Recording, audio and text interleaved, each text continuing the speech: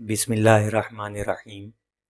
الصلاۃ والسلام علیک یا رسول اللہ وعلی آلک واصحابک یا حبیب اللہ۔ لاکھوں کروڑوں درود محمد اور آل محمد پر کہ جن کے صدقے اور وسیلے سے اللہ پاک نے ہم پر اپنی بے پناہ عنایات جاری رکھی ہوئی ہیں۔ معزز سامعین کرام، السلام علیکم۔ گفتگو چل رہی تھی کہ بزرگان دین سے اجازت لے کر درود شریف پڑھنے کی کیا برکات ہے، کیا فائدے ہیں۔ آج کی ویڈیو میں ایک مختصر سا مشاہدہ آپ احباب کے سامنے رکھوں گا۔ ویسے تو اس موضوع پر جتنے مشاہدات یا روحانی خواب بیان کیے جائے وہ کم ہے، لا تعداد مشاہدات اور روحانی خواب ہے کہ میں بیان کرتے کرتے تھک سکتا ہوں، آپ سنتے سنتے تھک سکتے ہیں، لیکن یہ مشاہدات کا سلسلہ ختم نہیں ہو سکتا۔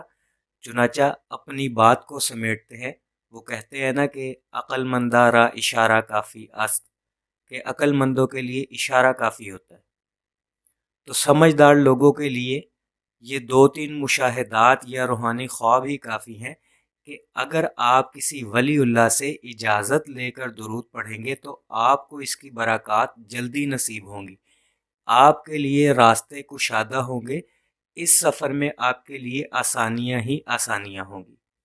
اور یہ بات ان احباب کے لیے کہہ رہا ہوں جن کے لیے کسی بزرگ سے، کسی ولی اللہ سے، کسی استاد سے اجازت لینا آسان ہو، اور جو احباب اجازت نہیں لے سکتے یا جن کو ولی اللہ کی سہولت میسر نہیں ہے، ان کو بھی دل چھوٹا کرنے کی ضرورت نہیں ہے۔ وہ اپنے درود کا ورد اسی طرح سے جاری و ساری رکھے جس طرح کے یہ کچھ ویڈیوز سننے سے پہلے جاری و ساری تھا، کیونکہ درود خود ایک کامل مرشد ہے اور یہ اپنے ذاکر کا رابطہ ڈائریکٹ بارگاہ نبوی صلی اللہ علیہ وآلہ وسلم سے کروا دیتا ہے۔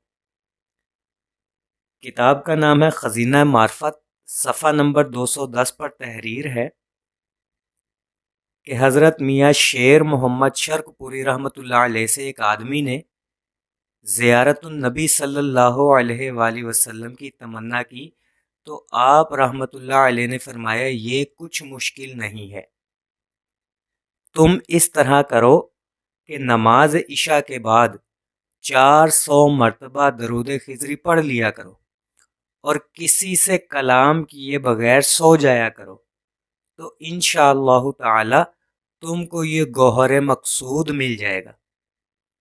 چنانچہ اس شخص نے میاں شیر محمد شرق پوری رحمۃ اللہ علیہ کی اجازت سے درود خضری پڑھنا شروع کر دیا اور 8ویں روز نبی علیہ الصلاۃ والسلام کی زیارت سے مستفیض ہو گیا۔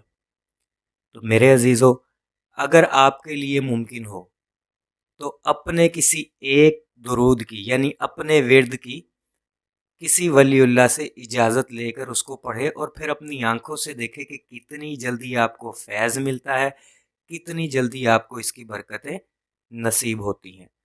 دعا گو ہوں کہ اللہ پاک ہم سب کو کثرت سے درود شریف پڑھنے، پڑھوانے، لکھنے، لکھوانے اور اس کی اشاعت و تبلیغ کرنے والا بنائے۔